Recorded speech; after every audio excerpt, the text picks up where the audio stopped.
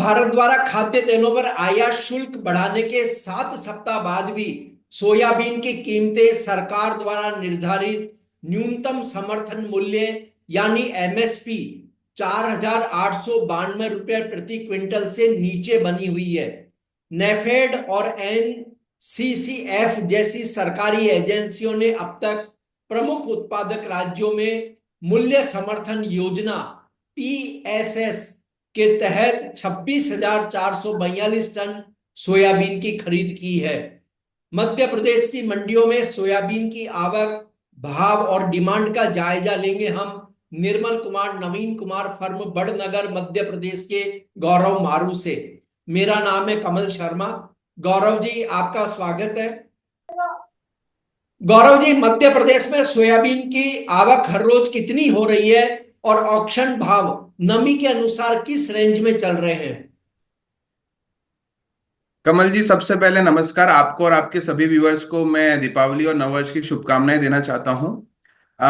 Soybean की major बड़ी मंडियां जो मालवा की है वो बड़नगर, बदनावर, उज्जैन, रतलाम, इंदौर है। और लगभग सभी मंडियों में 20,000 बोरी की अराइवल हो रही है। लगभग टोटल मध्य प्रदेश में हम देखा जाए तो 2 से 2.5 लाख बोरी की आवक डेली हो रही है। और किसान अभी देखिए, अभी त्योहार का सीजन था और आगे शादी ब्याह भी का भी सीजन है, तो उनको ये सारी कैश क्रॉप्स होती है सोयाबीन की। सोयाबीन, गेहूं हो गया, ये सारी कैश क्रॉप है, तो अभी अच्छी अराइवल्स है मंडियों में। और टोटल मिला के 2-2.5 लाख बोरी की आवक हो रही है। प्राइजेस की अगर हम बात करें तो जो 10 से 12% मॉइस्चर वाला माल है वो मंडी में लगभग 44 से 45 रुपए की रेंज में बिक रहा है। और इसके अलावा क्वालिटी अनुसार अलग अलग भाव, 4,000 के ऊपर भाव है सोयाबीन के एमपी की जी। मंडियों में। मध्य प्रदेश में देखिए, सरकार ने सोयाबीन की एमएसपी पे खरीद शुरू कर दी है। तो मध्य प्रदेश की बात की जाए तो सरकारी खरीद का क्या हाल है और क्या किसान बढ़ चढ़ करके भाग ले रहे हैं या सुस्ती का आलम है? कमल जी, जिस क्षेत्र से हमारा बेल्ट है, मालवा निमाड़, यहाँ पर सरकारी खरीदी की अभी बहुत बड़ी कोई जानकारी हमें मिली नहीं है। और सरकार की जो गाइडलाइंस है, प्रोक्योरमेंट की गाइडलाइंस, वो जो उनने सेट कर रखी है वो बहुत ही टाइट है। सोयाबीन में जैसे उनने गाइडलाइन सेट कर रखी है कि हमें 12% मॉइस्चर और जीरो मिट्टी, मतलब ग्रेडिंग वाला माल ही चाहिए। तो किसान के ऊपर ये एक टाइटपन लगता है उनको। एक वो लगता है कि हमें इस टाइप का माल ही लेके जाना है और नहीं तो रिजेक्ट हो जाएगा। तो किसान अभी इतना इंटरेस्ट नहीं है गवर्नमेंट प्रोक्योरमेंट में, वो अभी ओपन मंडियों में ही ला रहा है माल। और इसके अलावा मुझे लगता है कि अभी फिलहाल कोई बहुत बड़ा इंटरेस्ट लेगा नहीं किसान सरकारी खरीद में जब तक मंडियां चालू है। पर जैसा कि हम देख रहे हैं कि भाव घटते ही जा रहे हैं, अगर ज्यादा भाव घट गए तो मुझे लगता है कि किसान फिर सरकारी खरीदी की तरफ रुख करना पड़ेगा उसको। जी। आपने कहा कि पूरा क्लीन माल होना चाहिए और मॉइस्चर कम होना चाहिए। जब किसानों को ऊंचे प्राइस अगर सरकार दे रही है तो वे अपने सोयाबीन को सुखाकर और उसे साफ करके एमएसपी पे क्यों नहीं तुलवाना चाहते फिर जल्दी से?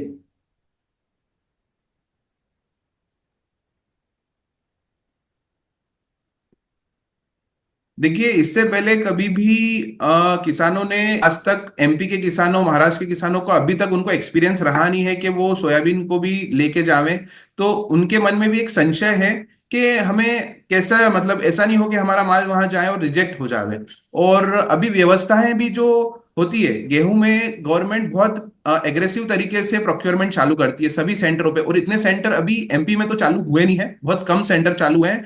और वहां पे जहाँ जहाँ सेंटर चालू हुए भी हैं, वहां पे किसान इतना एक्टिवली पार्टिसिपेट नहीं कर रहा है। क्योंकि इस साल हम देख रहे हैं कि बारिश बहुत लंबे समय तक थी, तो खेती किसानी के जो कार्य होते हैं वो भी किसानों के बहुत लेट हो गए।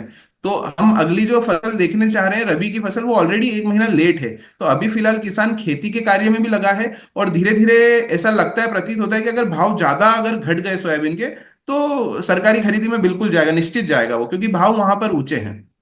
जी। गौरव जी, प्लांट्स और इंडस्ट्री की सोयाबीन में डिमांड कैसी है और क्या बड़े बायर्स बाजार में एक्टिव है या कितने एक्टिव हैं? देखिए कमल जी, सबसे पहले हम बात करें तो इंडियन जो सोयाबीन जो बनती है, सोयाबीन होती है, उसमें मेजर जो उसका प्रोडक्ट होता है वो सोयाबीन डीओसी होता है।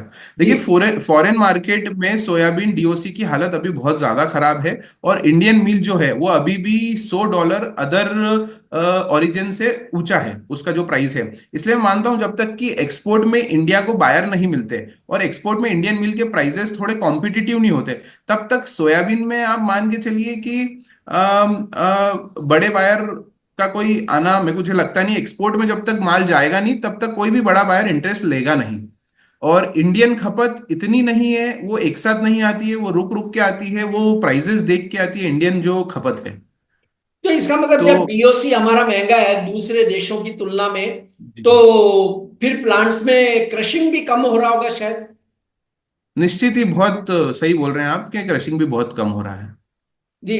और देखिए सोयाबीन के दाम अभी एमएसपी से नीचे चल रहे मंडियों में। स्टॉकिस्टों का जी कैसा मूड है? क्या वे सस्ती सोयाबीन खरीदने के लिए आगे आ रहे हैं या अभी वे भावों के और नीचे आने का इंतजार कर रहे हैं? जी कमल जी, स्टॉकिस्टों का तो कोई मैं देखिए 2 साल से नुकसान खा रहे हैं बहुत स्टॉकिस्ट जो हमारे एरिया के और सभी एरिया के स्टॉकिस्ट है सोयाबीन में, उन्हें 2 साल से नुकसान लग रहा है।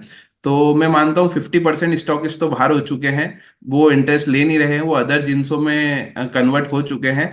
और बचे हुए जो स्टॉकिस्ट हैं वो भी मतलब आप मान के चलिए कि इस भाव पे तो अभी नहीं आए हैं।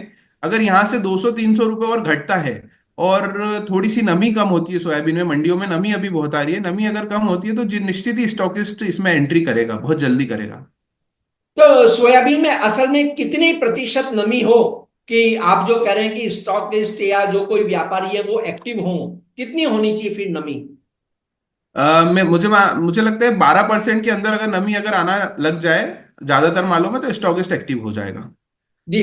और आने वाले दिनों में आप सोयाबीन के भाव किस रेंज में देखते हैं, क्योंकि सारे हालात में आपने बताया कि डीओसी की डिमांड नहीं है, स्टॉकिस्ट एक्टिव नहीं है, प्लांट्स और इंडस्ट्री वहां भी सुस्ती का आलम है खरीदने के हिसाब से।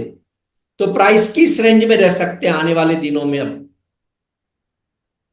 देखिए कमल जी, प्राइजेस के लिए तो मैं ज्यादा ये क्योंकि पब्लिक चैनल है तो प्राइजेस के लिए तो ज्यादा मैं कमेंट करूंगा नहीं, पर मुझे लगता है कि जब तक इंडियन इंडस्ट्री कॉम्पिटिटिव नहीं हो, एक्सपोर्ट में माल नहीं जाता है अच्छा। मैं मुझे लगता है जो पहले जो कंट्री बायर थी ईरान, जैसे ईरान बहुत बड़ा बायर था इंडिया से, पर चूंकि ईरान और इसराइल का जो वॉर चल रहा है उस कारण से भी इंडियन जो पार्टिसिपेंट्स है वो इंटरेस्ट नहीं ले रहे उधर एक्सपोर्ट करने के लिए, और भी अदर ओरिजिन है जहाँ पे माल नहीं जा रहा है इंडियन डीओसी। तो जब तक वो एक्टिव नहीं होंगे, वहां माल नहीं जाएगा, तब तक तेजी आना बहुत मुश्किल है। और मुझे लगता है प्राइजेस 4,000 से 4,500 मंडियों में अगले 3 महीने तक रहेगा। पर चूंकि ये जो प्राइस है 4,000 4,500, ये 4 साल बाद आया है ये प्राइस, अभी तक इससे पहले 5,000 के ऊपर तक ही चलता था सोयाबीन। तो प्राइसेस बहुत अट्रैक्टिव है। अगर थोड़ा सा भी इंटरनेशनल मार्केट में केएलसी अप डाउन होता है या सीबोट कहीं पे प्रोडक्शन कम होता है, बड़ी कंट्रीज जैसे ब्राजील, साउथ अमेरिका, उधर कोई भी बड़ी कंट्री में अगर प्रोडक्शन डिस्टर्ब होता है तो ये जल्दी तेजी पकड़ सकता है। तो प्राइसेस अट्रैक्टिव है। पर अभी फिलहाल मार्केट जब तक मेरा कहना है कि सप्लाई, ओवर सप्लाई और डिमांड इतनी है नहीं, तो जब तक वो सप्लाई डिमांड का रेशियो बराबर आ जाए तब तक तेजी नहीं आएगी। तो गौरव जी, ऐसे में एक सवाल और उठता है कि अगर सोयाबीन के प्राइस और वर्तमान लेवल से नीचे आते हैं तो क्या फिर किसान जो है मंडियों में जो सोयाबीन लेके आ रहा है उसमें कटौती कर सकता है? बिल्कुल बिल्कुल बिल्कुल, हमारे यहाँ की जो मंडियां है वो मुझे लगता है अगले बस 10-15 दिन तक की आवक रहेगी। अगर भाव यही चलते रहे तो किसान उसकी कटौती कर लेगा, और उसके बाद दो ऑप्शन है, या तो वो माल रोक लेगा या फिर गवर्नमेंट प्रोक्योरमेंट में अपना माल तोल देगा। जी। और अब गौरव जी हम देखें तो रबी का इस समय बुआई का सीजन चल रहा है। सरसों की बुआई हो रही है और ये बुआई आने वाले दिनों में बढ़ने की संभावना है क्योंकि सरसों के प्राइस ठीक है। तो ऐसे में अगर सरसों की बुआई बढ़ती है पिछले सीजन की तुलना में, तो क्या आप मानते हैं कि सोयाबीन की कीमतों पर भी इसका कोई दबाव आएगा या नहीं आता है उसका दबाव? कमल जी, सोयाबीन की कीमतें अभी बहुत न्यूनतम भावों पर ही चल रही है, तो मुझे लगता है कि बहुत ज्यादा फर्क इस पे पड़ेगा नहीं सरसों की वजह से, क्योंकि सरसों की इंडस्ट्री बहुत अलग है और उसमें मतलब मेनली ऑयल प्लेयर्स ही पार्टिसिपेट करते हैं। इसमें मेन डीओसी के प्लेयर्स रहते हैं सोयाबीन में। तो बहुत ज्यादा फर्क पड़ेगा नहीं। अगर ये रेंज ऊंची होती, मान लीजिए 5 या 6 हजार की रेंज होती सोयाबीन में, तो जरूर सरसों के प्रोडक्शन से इस पे इफेक्ट आता, बाकी बहुत ज्यादा फर्क पड़ेगा नहीं। जी, दर्शकों से अनुरोध है कि वे अपने कमेंट्स करें इस प्रोग्राम पर कि उन्हें कैसा लगा। शुक्रिया गौरव जी, आपका बहुत बहुत धन्यवाद। नमस्ते।